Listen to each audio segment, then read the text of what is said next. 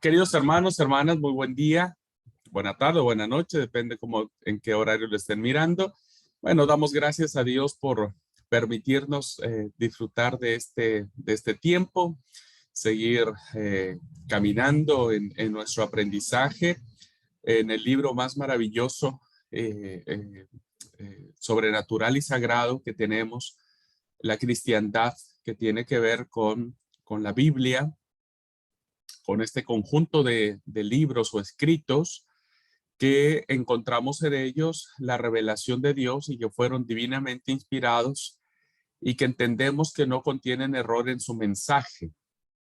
Es muy probable que en algunas traducciones haya ciertas variantes.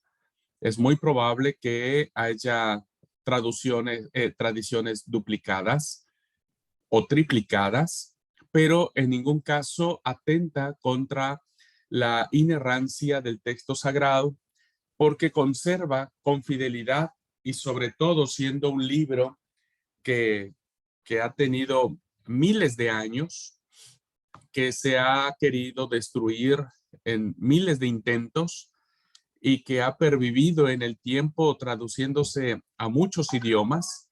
El mensaje sigue siendo fiel, el mensaje sigue siendo coherente y la misma historia se cuenta de manera homogénea.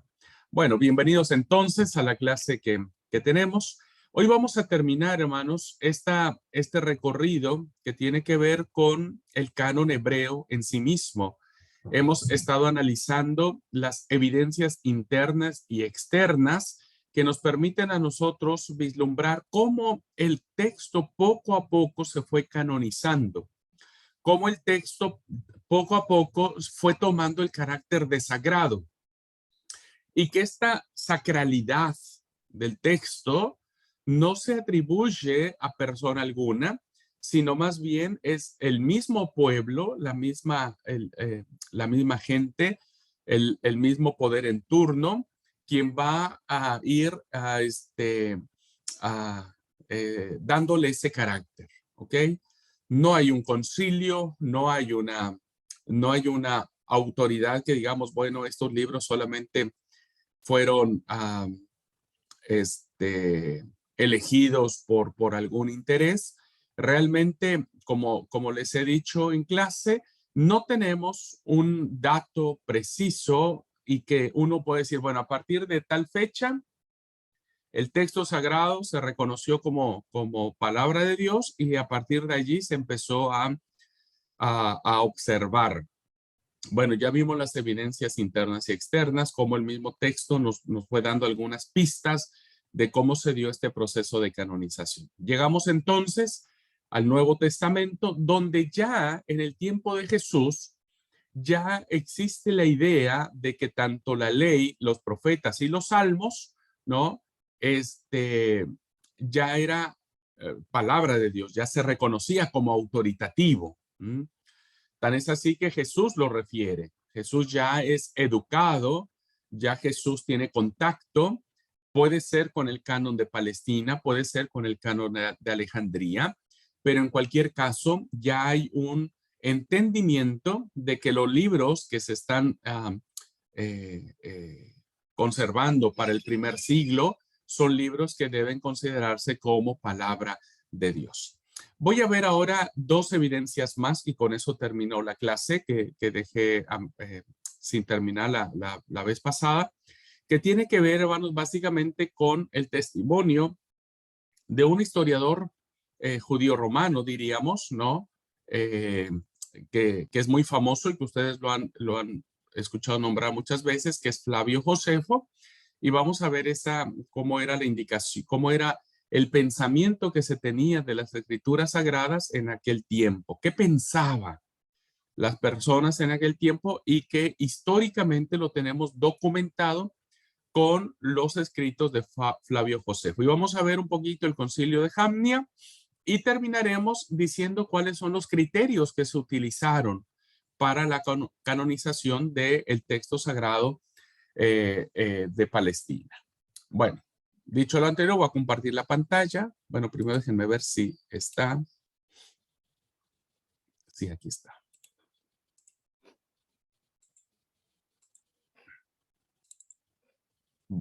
Vamos a compartir la pantalla.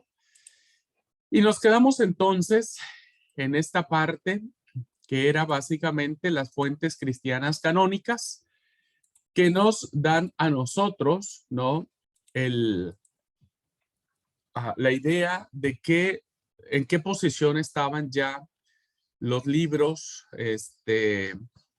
que circulaban dentro de lo que era la sinagoga, seguramente, lo que era ya parte del imperio, y que estaba dividido en tres partes que nosotros ya entendemos que es la Tanakh, ¿no? En el caso de Lucas, donde dice que está la ley, los profetas y los salmos. ¿Mm?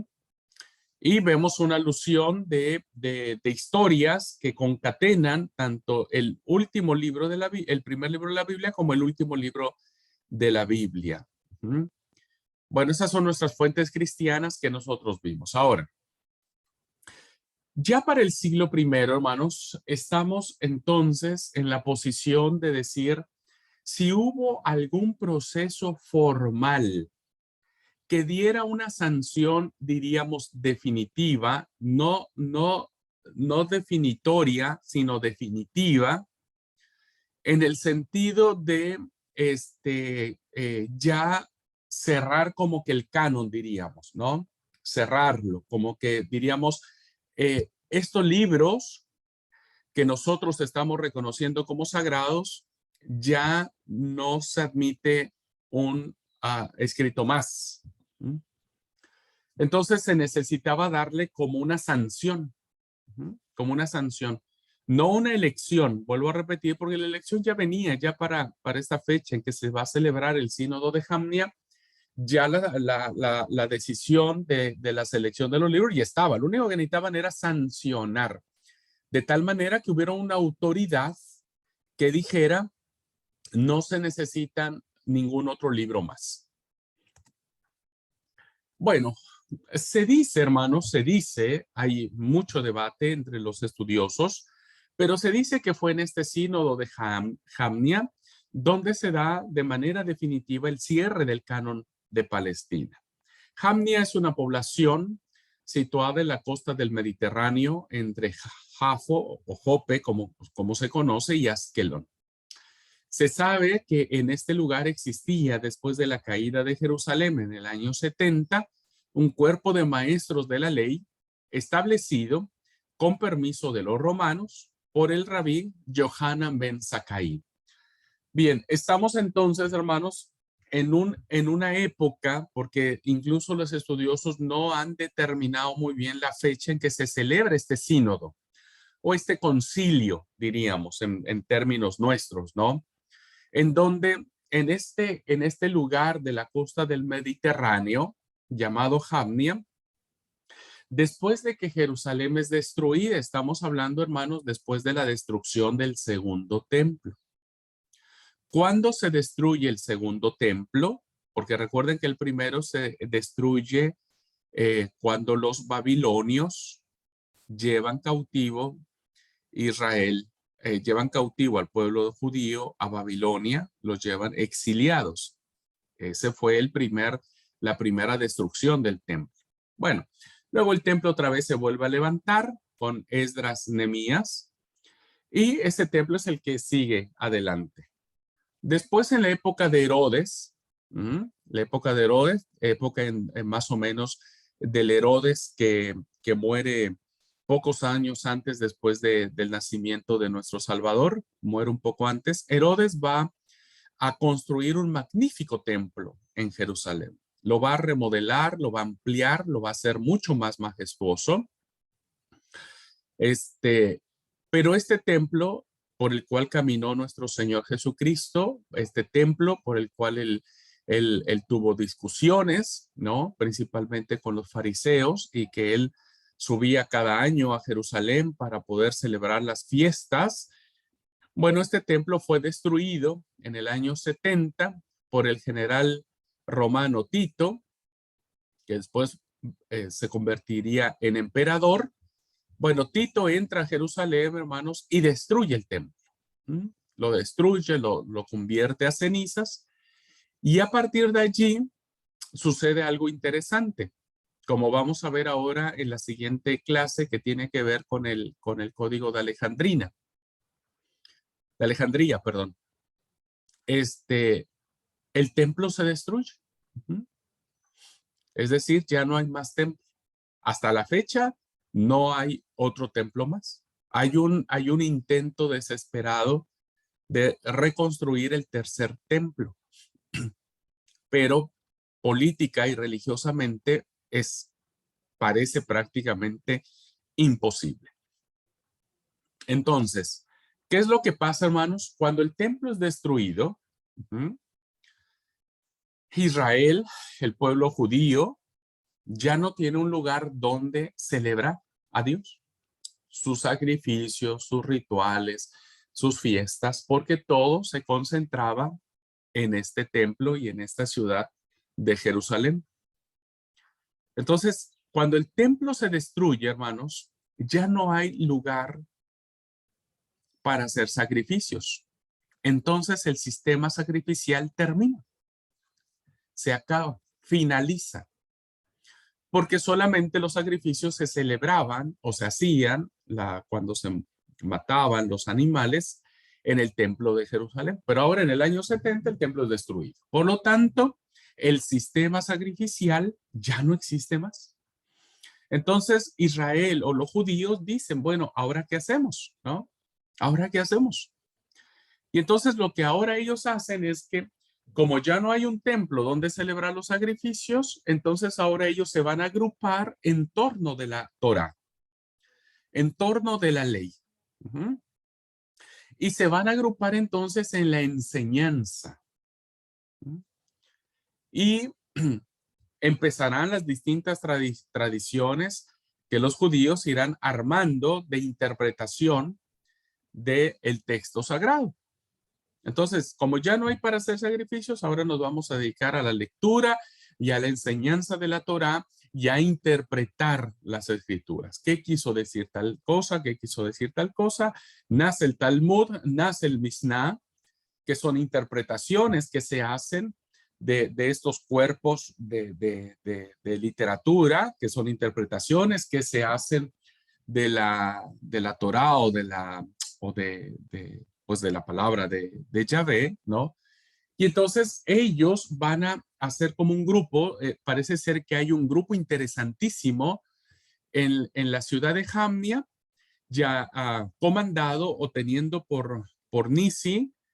Nisi se le llama ¿cómo se llama? Al que preside, al jefe principal de este grupo de maestros de la ley, y se le atribuye a Yohanan ben Zakkai, quien es el propulsor de hacer todo este trabajo para sellar definitivamente el canon hebreo. Entonces, como les decía, ahora que el templo había sido destruido, no queda más centro de cohesión de la fe judía que las sagradas escrituras, a través de estos maestros de la ley. Hoy hasta la fecha, la institución del rabinato sigue siendo una institución profundamente valorada en la comunidad judía.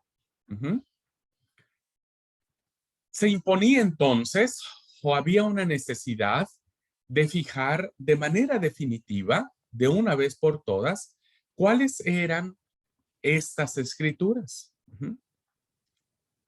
y dónde tenían que cerrarse, dónde ya no habría que considerar más texto sagrado.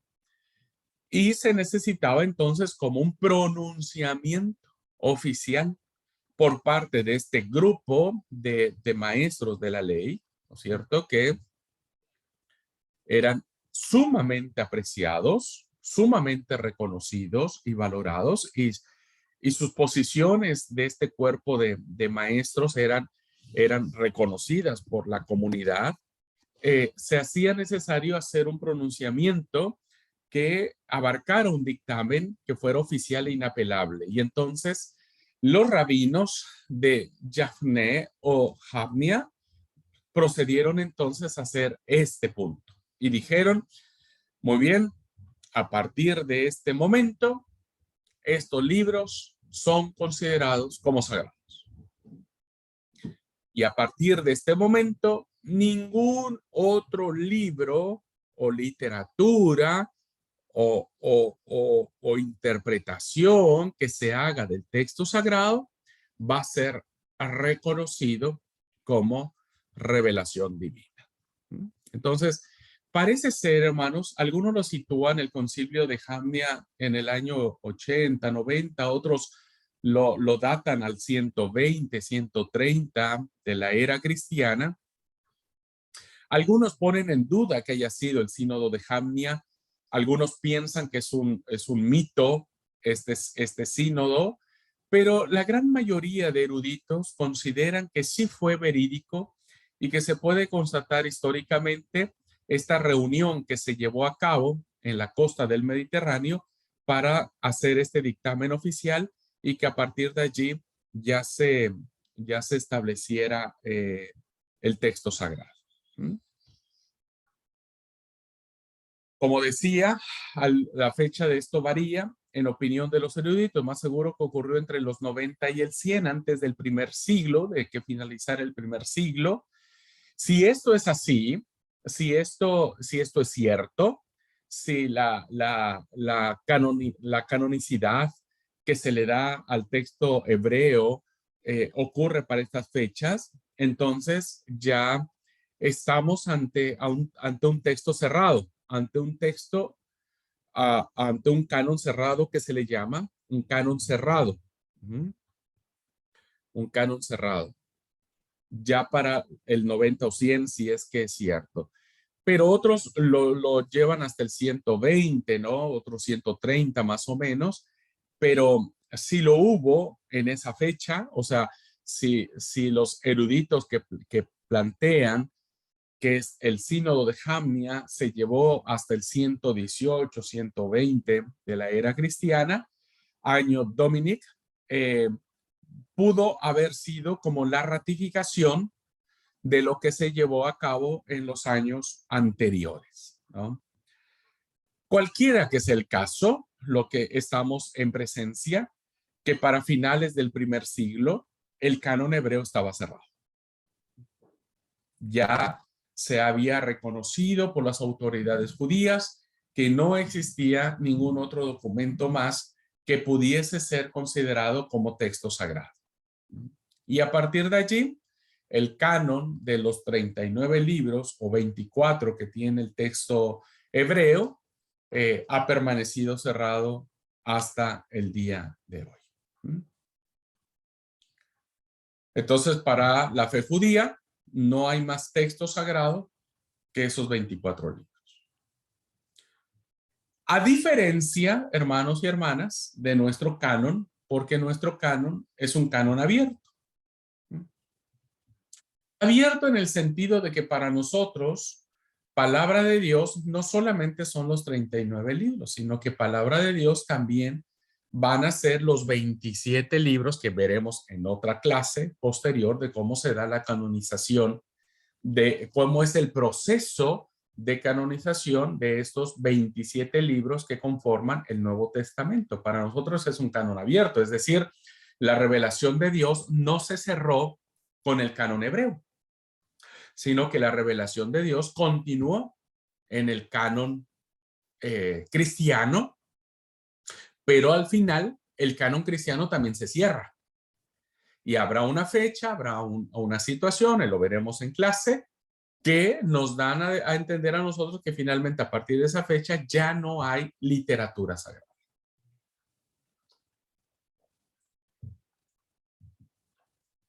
Muy bien. Ahora vamos a ver cuál era la opinión, hermanos, en el primer siglo de la era cristiana, y evidentemente esto abarca tanto para la fe judía como para la fe cristiana. En uno de los historiadores más importantes y una autoridad, algunos cuestionan a Flavio Josefo como todos, ¿no? Y cuestionan los datos históricos que plantean, pero la gran mayoría reconoce que los aportes y la autoridad que tiene Flavio Josefo para plantear las situaciones históricas que rodeaban tanto el Imperio Romano como lo que sucedía en Palestina, son muy fiables. Hay una obra, hermanos, una obra de Flavio Josefo que se llama Contra Apión, que más o menos está datada en el 95 después de Jesús, es decir, un año antes de que termine el primer siglo, años antes de que termine el primer siglo. Evidentemente, para estas fechas, tanto las comunidades judías que se están agrupando en torno a las Sagradas Escrituras del canon hebreo, para estas fechas, las comunidades cristianas también están avanzando, también están creciendo, también están expandiéndose en el imperio. Y evidentemente las comunidades cristianas, como, como, como es de suponer, reconocieron los cristianos, diríamos, estoy hablando de los cristianos. Como es de suponer, los cristianos aceptaron y reconocieron el canon hebreo como palabra de Dios. Ya sea que lo hayan leído en hebreo, diríamos, como era el canon de Palestina, o ya sea las comunidades judías y cristianas que se estaban expandiendo por el imperio, pudieron haber leído la ley, los profetas y los salmos, pudieron haberlos leído en griego, que era la versión de la Septuaginta. Bien, entonces, para estas fechas, lo que vamos a mirar como testimonio de un historiador, evidentemente no cristiano, ¿no? No cristiano, nos da una idea de lo que sucedía en el canon hebreo en esas fechas. Dice el versículo, o el capítulo 38, versículo 38 de la obra Contra Apión. Dice Flavio Josefo: por esto entre nosotros, es decir, las comunidades judías, no hay multitud de libros que discrepan y disientan entre sí, sino solamente 22 que abarcan la historia de todo tiempo y que con razón se consideran divinos.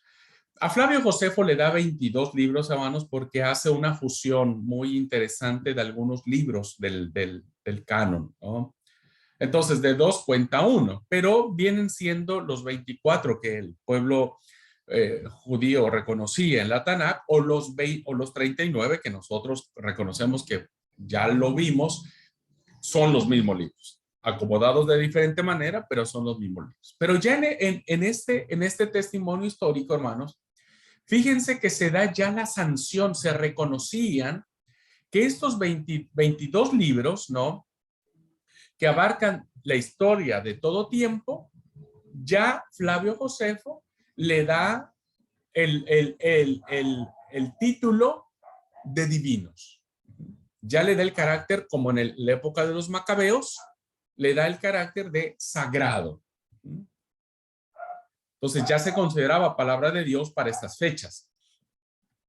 El 39 dice: de entre ellos, 5 son de Moisés, la Torá, o el Pentateuco, que nosotros lo conocemos: Génesis, Éxodo, Levítico, Números y Deuteronomio. De entre ellos, 5 son de Moisés y contienen, dice Flavio Josefo, las leyes y la narración de lo acontecido desde el origen del género humano, Génesis 1, hasta la muerte de Moisés, Deuteronomio, en las llanuras de Moab.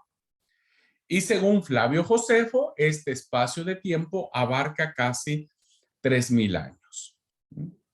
Reconoce entonces el Pentateuco y lo considera, o le da la sanción de cómo las comunidades judías entendían a la Torá como divinos. El versículo 40 dice: después Moisés, hasta la muerte de Artajerjes, que reinó entre los persas después de Jerjes, los profetas que sucedieron a Moisés reunieron en 13 libros lo que aconteció en su época. Y estos libros, hermanos, tienen que ver con lo que nosotros llamamos los profetas anteriores, y los profetas posteriores. Recuerden que los profetas posteriores, lo que nosotros llamamos profetas menores, se consagraba en un libro. Para nosotros son 12, pero para efectos del canon hebreo es solo un solo libro. Por eso está dándole el reconocimiento a la segunda sección de la Tanaj, que son los Nebihim, los profetas. Y luego le da la sanción. No es que Flavio Josefo le dé la sanción, ojo. Estoy diciendo que ya para esas fechas las comunidades, el pueblo judío, la fe judía, ya reconocía como divino estos textos sagrados. Y termina diciendo en esta obra contra Pion, los 4 restantes ofrecen himnos en alabanza de Dios y preceptos utilísimos a los hombres que tienen que ver los libros de poéticos y los libros de sabiduría y otros escritos. Estos, hermanos, vienen a ser básicamente la tercera sección de la Tanaj, que la tercera sección de la Tanaj se le llaman los Ketubim, los escritos. Eso ya lo vimos en clase. Bien, con esta referencia que encontramos en esta obra de Flavio Josefo, damos por sentado, hermanos, que para estas fechas ya el canon hebreo estaba reconocido como inspirado, como palabra de Dios. Por eso es que el apóstol Pedro diría que las profecías no fueron traídas por hombres, sino que fueron inspiradas divinamente. Evidentemente, las comunidades cristianas reconocían plenamente que las escrituras hebreas eran inspiradas por Dios. Bien, estamos viendo entonces las evidencias, los hechos que nos permiten a nosotros saber que nuestros 39 libros del Antiguo Testamento, perdón, ya para estas fechas se reconocían y no había ninguna duda, no había ninguna disputa, no había ninguna situación que pusiera en tela de juicio estos libros, ya para estas fechas. Si bien es cierto, hermanos, algunos libros entraron mucho, les costó mucho trabajo ser reconocidos como palabra de Dios, al final pudieron entrar, diríamos, en el canon, la comunidad los reconoce y ahora son palabra de Dios. Seguimos en la evidencia y fíjense, vamos a ver ahora, hermanos, qué carácter tenían estos libros en esa época. El versículo 41 dice, además, desde el imperio de Artajerjes hasta nuestra época, todos los sucesos han puesto por escrito. ¿Qué escritos son estos? Fíjense que para estas fechas estamos hablando de los escritos apócrifos o deuterocanónicos que nosotros reconocemos. Porque, como les dije, se siguió escribiendo literatura. Vamos a ver en la siguiente clase, la siguiente hora, vamos a ver el tema de la Septuaginta, cómo empieza a seguir, cómo sigue produciéndose literatura, y para muchos será literatura sagrada. Y vendrán a ser los libros apócrifos, Macabeos, Tobí, Judí, el eclesiástico, etc. Pero, fíjense algo bien interesante. Dice Flavio Josefo, pero no merecen tanta autoridad y fe como los libros mencionados anteriormente, pues ya no hubo una sucesión exacta de profetas. Claro, claro.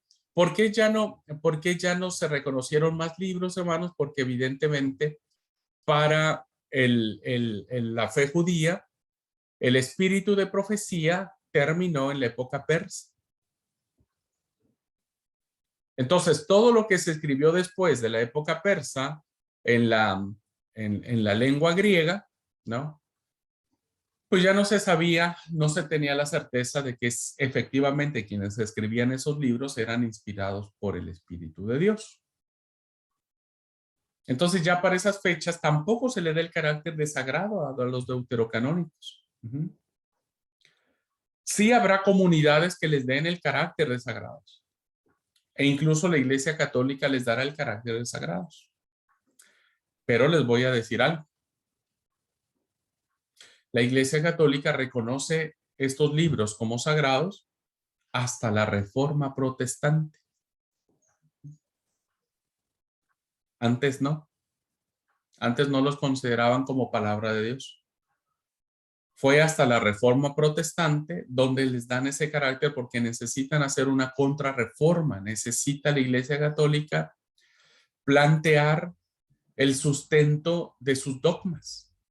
Y entonces va a reconocer a los macabeos, a Judith, a Tobit, etcétera, etcétera, como palabra de Dios. Entonces, lo que quiero decir, hermanos, es que nuestra posición de no reconocer estos libros como palabra de Dios, ¿no? Viene amparado básicamente por la misma evidencia interna de las escrituras y también por lo que consideraban las primeras comunidades cristianas y judías, evidentemente. Ahora, fíjense cuál era el papel, cuál era la importancia que tenían estos textos sagrados, hasta qué nivel habían llegado, ¿no? O sea, cuál era el nivel de influencia que tenían esta literatura. El versículo 42 dice, esto evidencia por qué tenemos tanta veneración a nuestros libros. ¿Cuáles libros? Bueno, los libros de Moisés, los profetas y los himnos y los libros que son utilísimos en palabras de Flavio José. Los veneraban. Hay una actitud de veneración, hay una actitud de reconocerlo como algo sagrado. Dice, a pesar de los siglos transcurridos, nadie se ha atrevido a agregarles nada o a quitarles o a cambiarlos, dando por sentado que evidentemente el texto sagrado se ha mantenido fiel en su mensaje. Y ahora fíjense qué carácter tenía estos libros. Dice, todos los judíos, ya desde su nacimiento, consideran que ellos contienen la voluntad de Dios, que hay que respetarlo. Y si fuera necesario, fíjense, hermanos, ¿qué lugar tenía ya el texto sagrado en la mentalidad judía? Dice, y si fuera necesario, morir con placer en su defensa. Estaban siendo enseñados desde su nacimiento la importancia que tenía el texto sagrado, que incluso era lo suficientemente importante como para ofrecer la vida, como para morir, y sobre todo con placer. O sea, hay una evidencia aquí, hermanos, de casi una guerra santa, ¿no? De el placer de morir por el texto sagrado.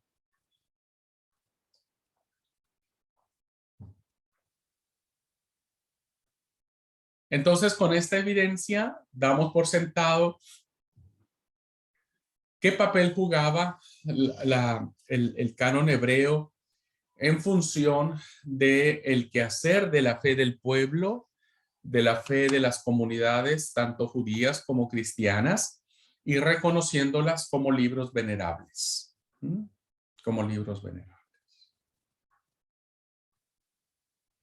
Bien, termino entonces la clase diciendo el probable criterio de canonización que tuvo el texto hebreo. ¿Qué criterios utilizaron? Muy probablemente, hermanos, tampoco es que hay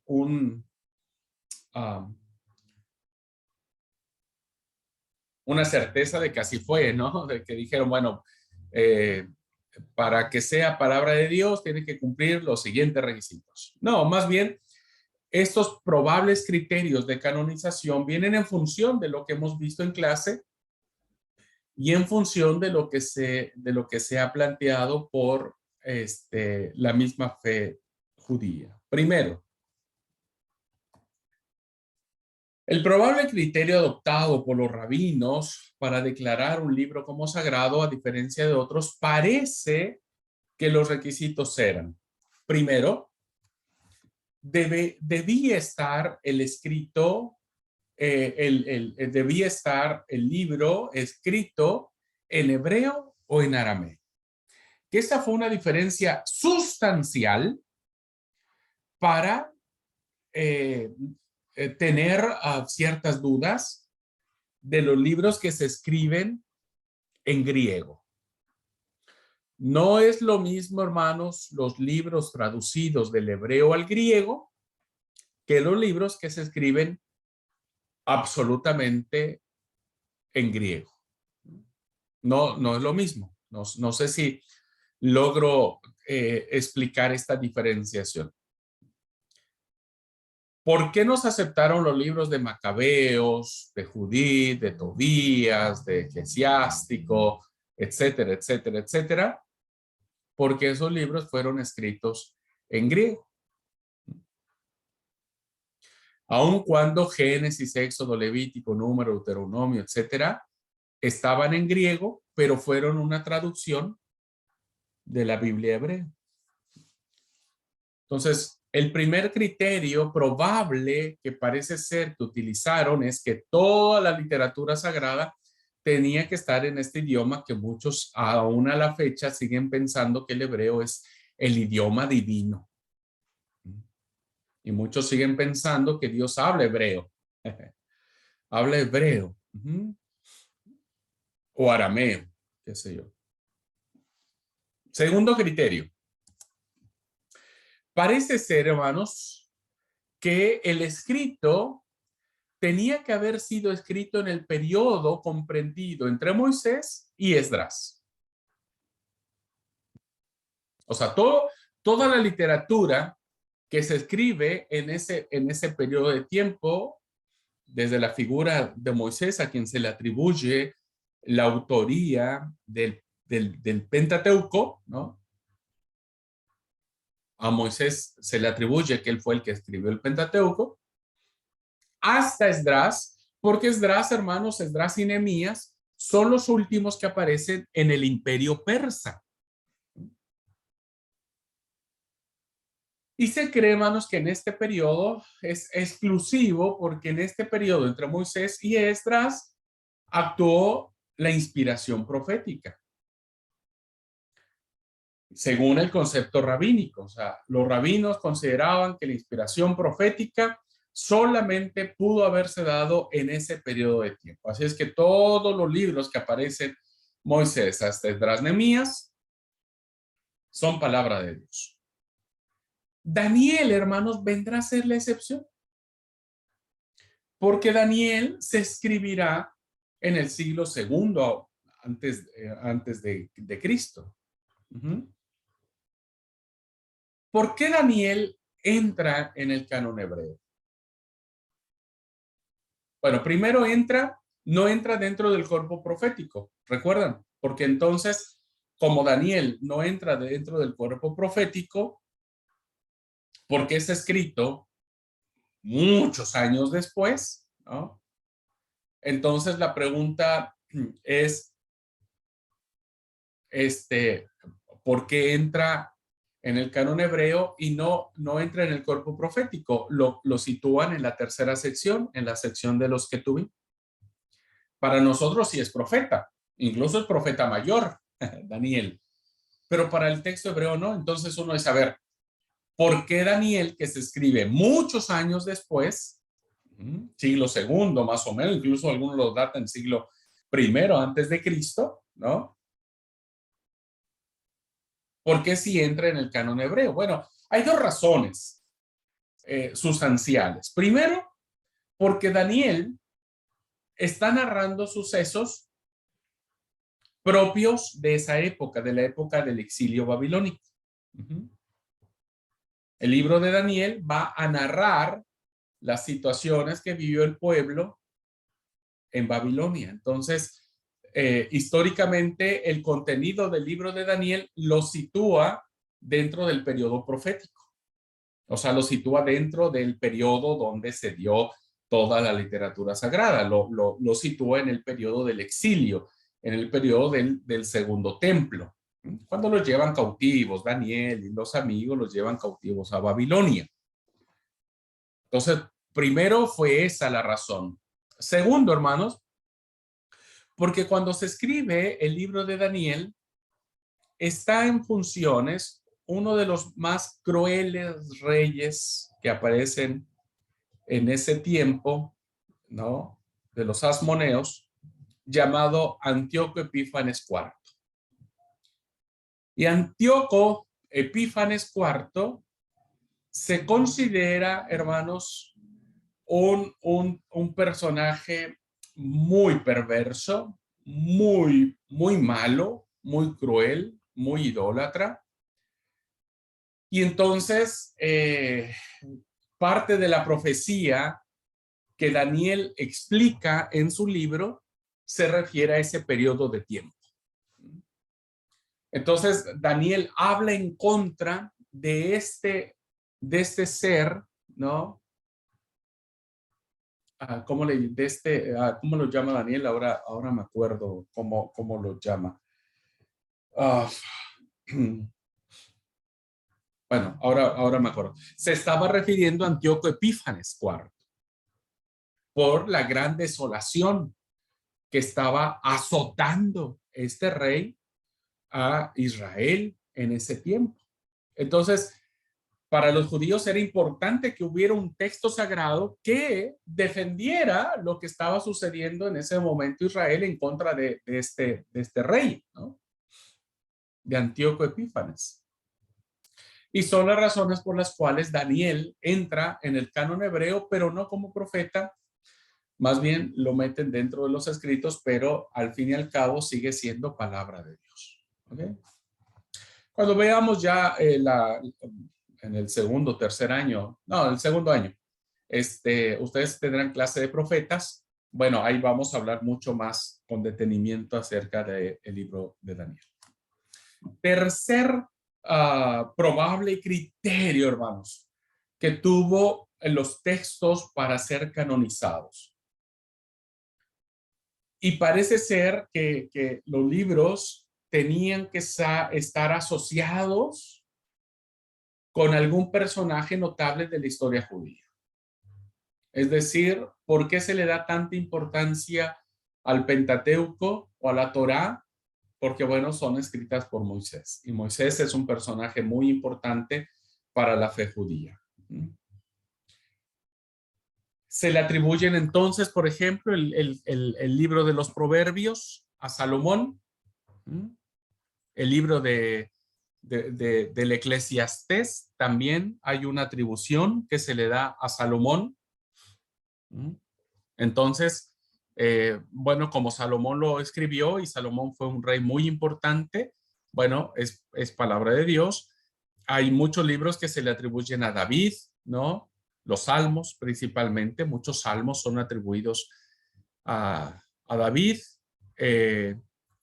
Samuel, que Samuel fue uno de los grandes profetas de Israel, ¿no? Y se le atribuyen los libros de Josué, Jueces, Samuel mismo, ¿no?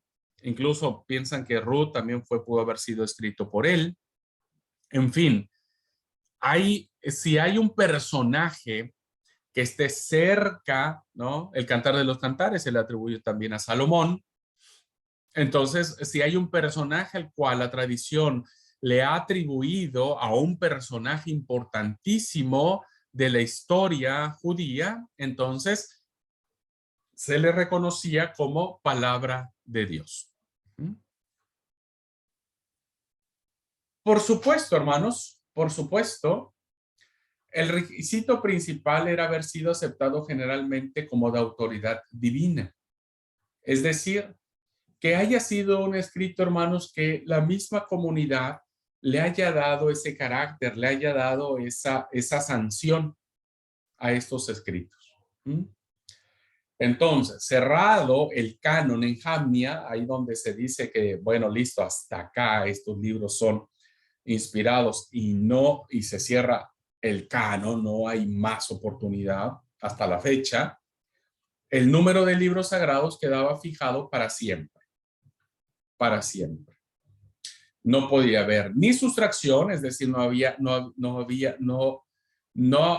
habría forma de quitar ningún libro, pero tampoco habría forma de añadir algún libro más. Y su texto debía permanecer inalterado, de modo que desde entonces se ejerció una escrupulosa vigilancia sobre las copias que se sacaban para evitar aún la más mínima alteración. Que esta labor minuciosa por parte de los soferines o de los escribas permitió que hoy tengamos un texto, ¿no? Muy fiel a los originales más antiguos que se tienen, a los manuscritos más antiguos que se tienen. Y entonces eso a nosotros nos da la confianza de saber que lo que hoy nosotros leemos en el texto sagrado es un texto que evidentemente se apega al menos a los originales más antiguos que se tienen, a los manuscritos más antiguos que se tienen. ¿Okay? Y es así, queridos hermanos, como nosotros encontramos eh,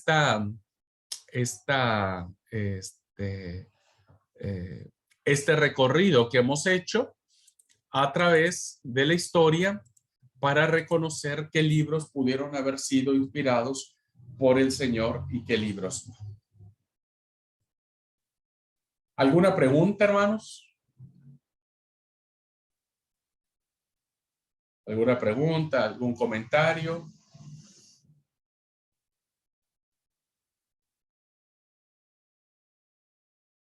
Hablen ahora o callen para siempre.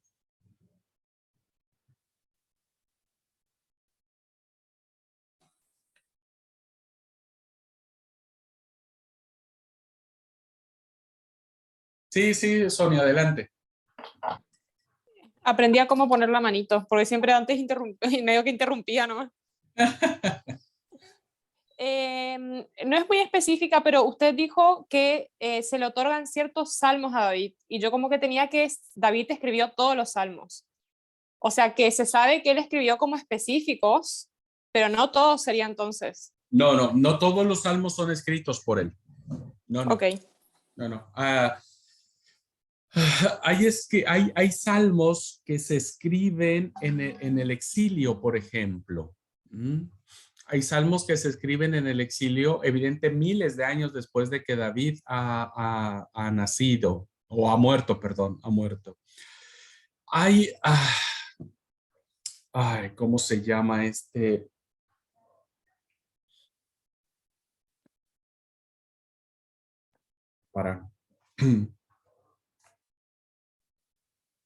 Hay un escritor de los salmos muy famoso.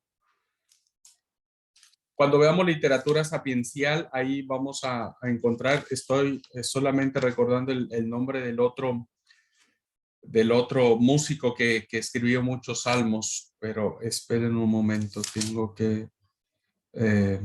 Asaf fue otro. Asaf es uno de los grandes compositores de los salmos. Pero no, incluso no hay tantos salmos que se le atribuyan, que se pueda constatar que fueron de la pluma de David. Pero como la tradición ha venido diciéndonos que los salmos son escritos por David, bueno, todo el salterio se reconoce, pero no, algunos fueron escritos en la época seguramente David escribió salmos, sí, porque para esa fecha ya la escritura era algo que ya estaba allí. Hay salmos que se escriben antes de que el pueblo se vaya al exilio. Hay salmos que se escriben en el exilio. Por ejemplo, el salmo que se escribe en el exilio.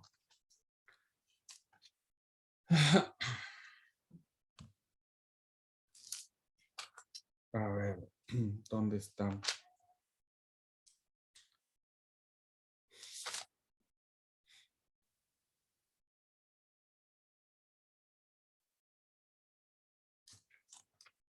Eh,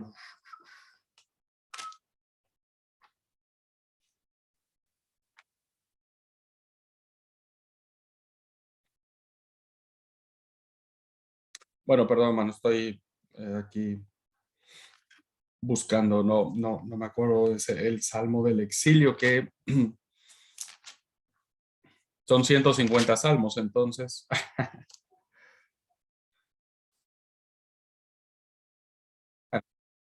Ahora voy a encontrar y ahora voy a decirles.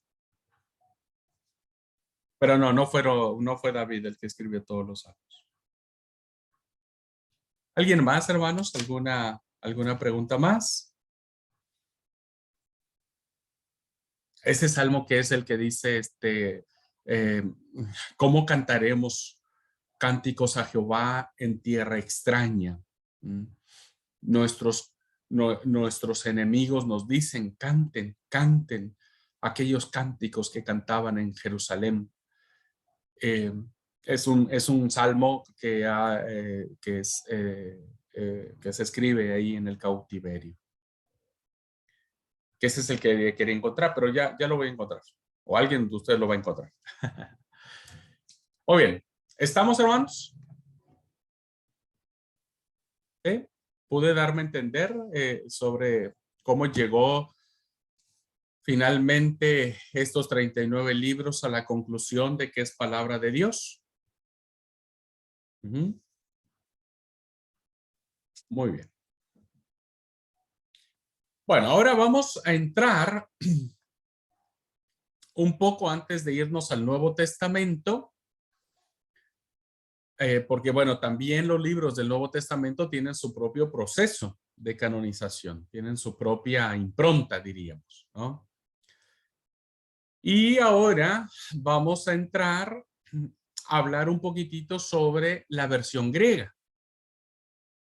Hemos estado hablando sobre la versión hebrea, o canon de Palestina. Acuérdense siempre eso, canon de Palestina, el canon hebreo, la Biblia hebrea, etcétera, como ustedes quieran llamar.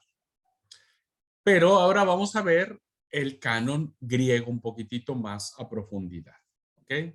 Es que voy a compartir la pantalla.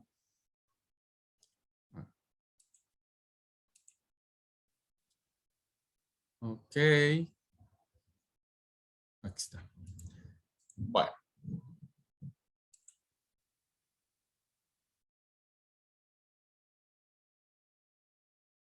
Muy bien. Ahora, la clase va a versar, hermanos, en acercarnos un poquitito, hablar sobre la Septuaginta, la Biblia de los 70 o el canon griego, como ustedes también quieran llamarlo. Tiene también su propia historia. Hay muchos cursos incluso que se dan sobre la Septuaginta.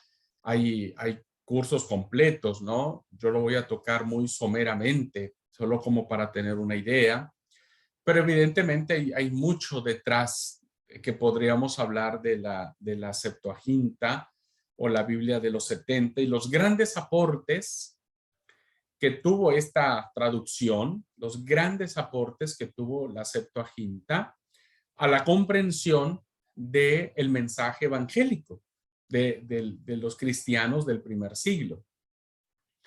La verdad que es sumamente importante y por eso lo traigo a la clase, para que nosotros podamos mirar un poquitito cuál fue y es la importancia que tiene esta traducción a nuestra fe, diríamos, ¿no? A nuestra fe. Entonces vamos a hablar del canon griego o Biblia de los 70, siempre cuando ustedes vean estas letritas en números romanos, se denominará como Salmo, como la Biblia de los 70. Gracias, Esme. Salmo 61, 102. Gracias. Que son los textos de la cautividad que se le conocen, ¿no? Textos de la cautividad. Bueno, el canon griego, Biblia de los 70, insisto, cuando vean estos números romanos, ustedes deben saber que se está refiriendo a los 70, la Biblia de los 70 o la llamada Septuaginta.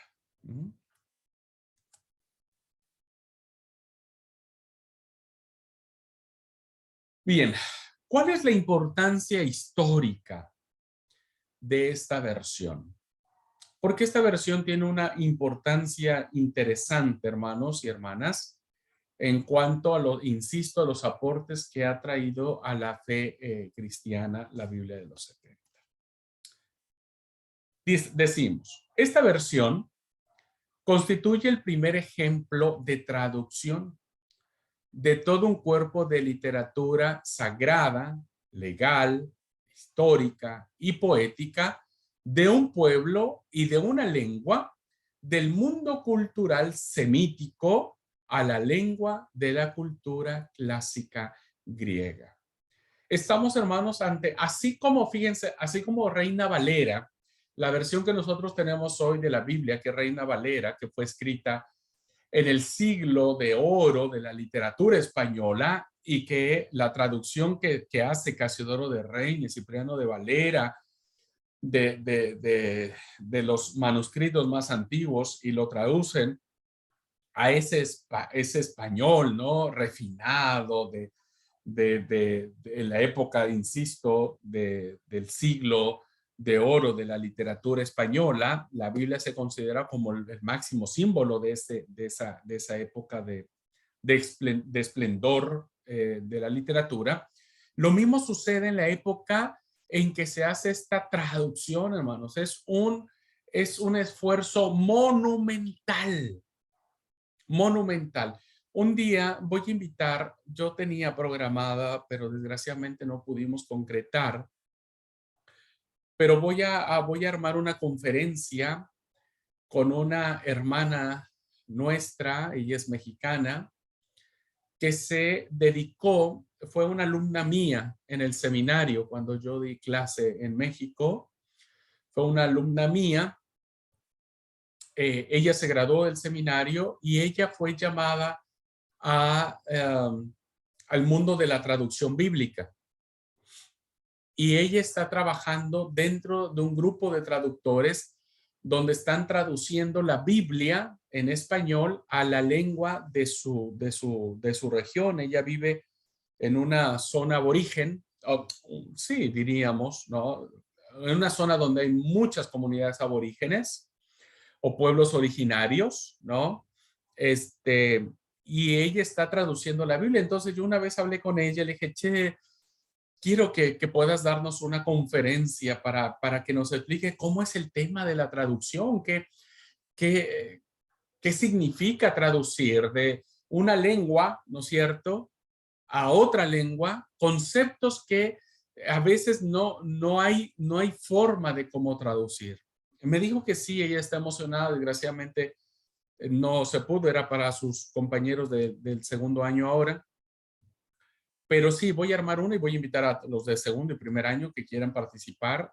Y entonces, la Biblia de los 70, hermanos, es un esfuerzo monumental de hacer toda una traducción. Porque el mundo de la traducción no es nada fácil. No es nada fácil, ¿no? De una lengua a otra. De un mundo semítico, ¿no? Donde antes se comunicaban de manera diferente, con caracteres diferentes, con formas diferentes, con conceptos diferentes, y ahora tener que traducirlo a la lengua del imperio, ¿no? En una lengua muy rica, por cierto, muy rica, porque recuerden que la cultura griega es una cultura muy rica en sabiduría y en enseñanzas. Nacen los grandes filósofos de la cultura griega que hasta la fecha nosotros seguimos estudiándolos en las escuelas. Ese cambio, hermanos, de una cultura tan primitiva, diríamos, como fue la época patriarcal, como hablaron Abraham, Isaac, Jacob, evidentemente es muy diferente, ¿no? Y que el tema de las traducciones son muy complicadas, ¿no? Entonces, la importancia que tiene es que hay un gran esfuerzo por parte de quienes hicieron esta traducción para hacer todo un cambio interesante de la literatura sagrada, legal, histórica, poética, porque, bueno, lo miraremos en algún momento en sus clases. El texto sagrado, hermanos, el texto sagrado ha sido escrito de géneros literarios muy diversos.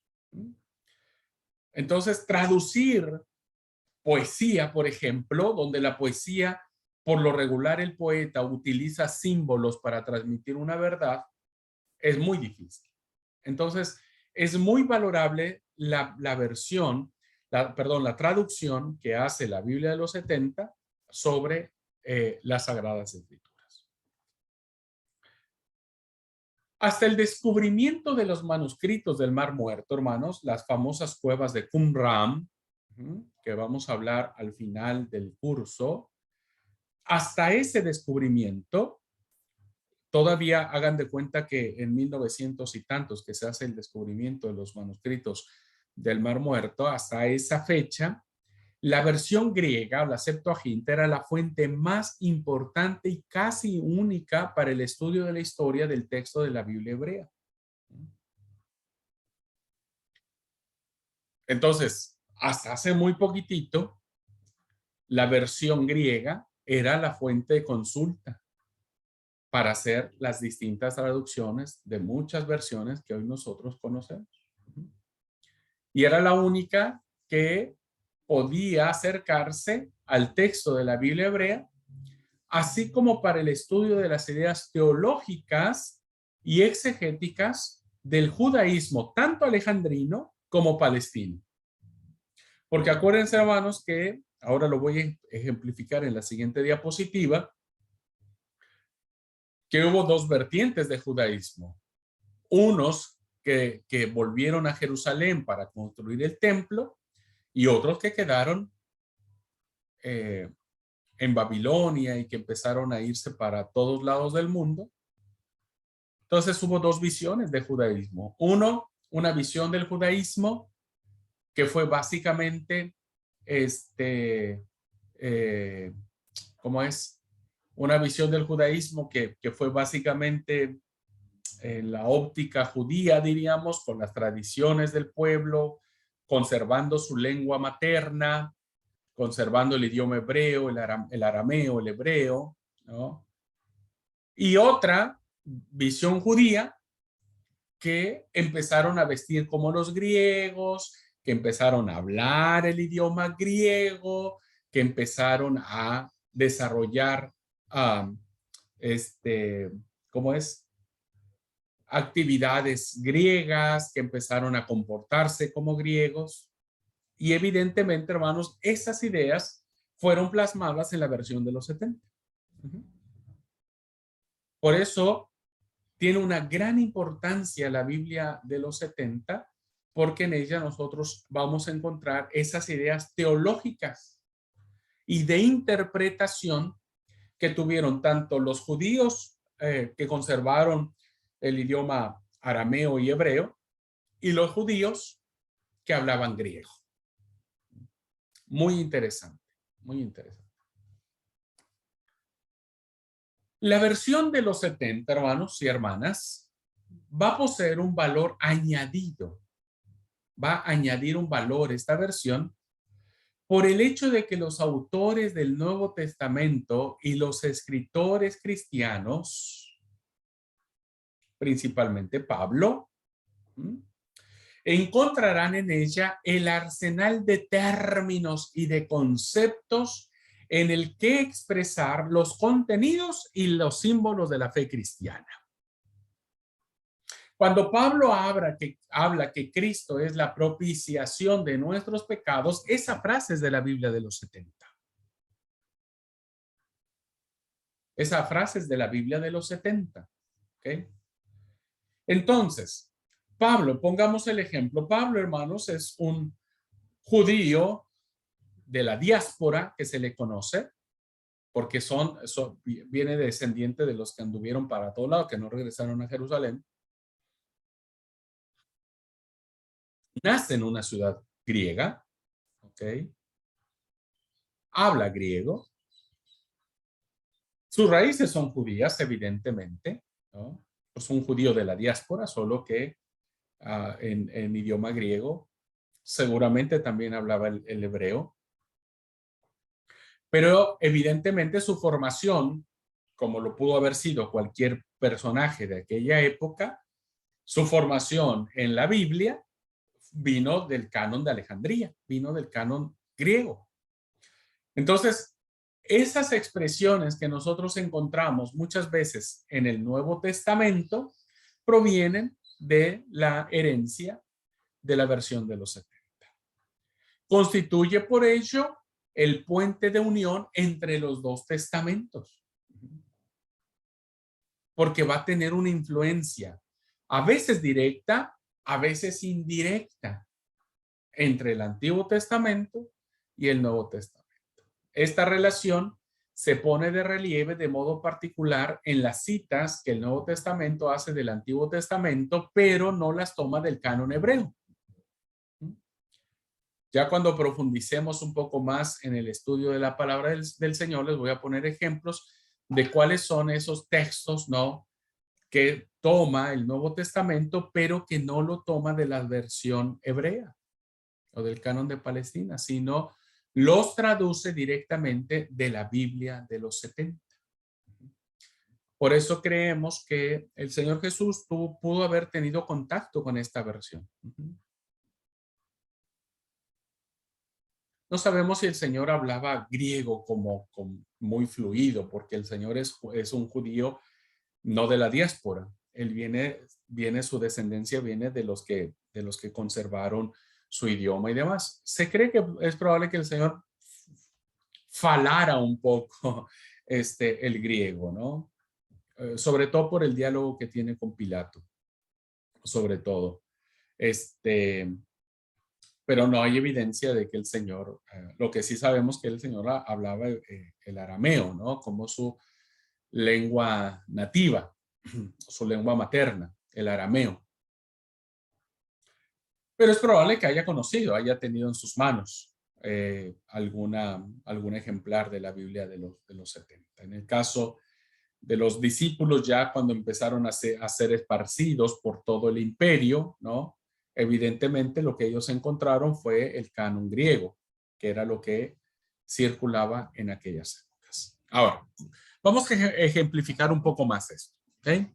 Miren, ¿dónde se da este suceso de la traducción de la Biblia de los 70? Bueno, miren, vamos a irnos al receso, hermanos. Ya son 10:23. Vámonos a irnos al receso para no dejar colgado acá el tema. Vamos a irnos al receso y volvemos para retomar la clase. ¿Les parece? Si tienen alguna duda ahora, pueden plantearla. Y si no, vamos al receso. ¿Vamos bien hasta acá? ¿Sí, Mario? Sí, yo tuve que salir un ratito, por ahí se tocó el tema y no lo escuché, pero ¿se considera como cierto o es más un mito, una leyenda que fueron 72 eruditos que escribieron la Septuaginta y que lo escribieron en 72 días y cada traducción que hizo cada erudito fue idéntica a la que hicieron los otros, ¿no es cierto? Al compararlo y que cada uno estuvo en su piecita como escribiendo cada traducción, o es más un mito. Bueno, eso viene ahora en la clase, amigo. Todavía no tocamos eso. Después de esta Bueno. diapositiva viene la explicación de la carta de Aristeas, donde nace esta historia. Esta historia. ¿Okay? Dale, Entonces, ok. después del receso lo charlamos.